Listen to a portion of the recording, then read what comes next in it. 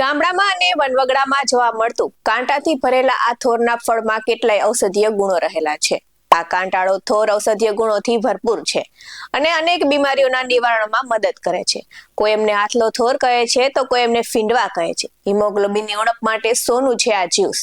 નમસ્કાર, BS9 TV ન્યૂઝમાં આપની સાથે હું છું નેહા પટેલ. ફીંડવા અથવા હાથલા એક કાંટાળો થોર છે. તે મોટા ભાગે સૂકી અને વેરાન જમીન પર ઉગે છે.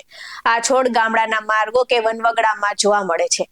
કાંટાથી ભરેલા ફીંડવા સ્વાસ્થ્ય માટે ફાયદાકારક છે, ત્યારે ફીંડવામાં ફાઈબરથી માત્રા ભરપૂર છે અને જે લાંબા સમય સુધી ભૂખને કાબુમાં રાખે છે.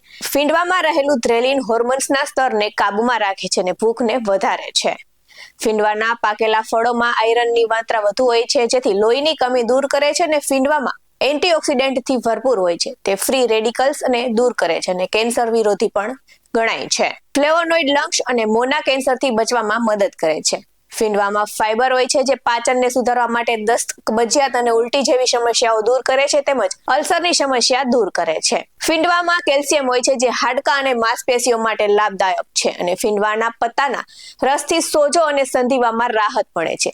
ફીંડવામાં રહેલું એન્ટીઓક્સિડન્ટ સ્કિન પર ડાઘ અને લાઇફ લાઇન્સને દૂર કરે છે. ફીંડવાનો રસ હિમોગ્લોબિનની ઉણપ માટે ઉત્તમ છે અને તાજો રસ જો પીવામાં આવે તો હિમોગ્લોબિનનું સ્તર ઝડપથી વધે છે. ત્યારે હાથલાના કુમળા પાન પરથી કાંટા દૂર કરી તેનું શાક પણ બનાવીને ખવાય છે. આથી ફીંડવાના ઉપયોગ અનેક પ્રકારે આરોગ્ય માટે સમસ્યાઓ દૂર કરવામાં ફાયદાકારક છે. આવા જ વધુ અહેવાલ સાથે ફરી મળતા રહીશું. તમે અમારી YouTube ચેનલને સબસ્ક્રાઇબ કરવાનું અને Facebook અને Instagram પર ફોલો કરવાનું ભૂલશો નહીં. બાકી અવનવી અપડેટ્સ મેળવવા માટે આપ જોતા રહો BS9 TV ન્યૂઝ. અહીં આપવામાં આવેલી જાણકારી વિવિધ આયુર્વેદિકના નિષ્ણાતોના જણાવ્યા અનુસાર છે. BS9 TV ન્યૂઝ આવી કોઈ પુષ્ટિ કરતું નથી. નમસ્કાર.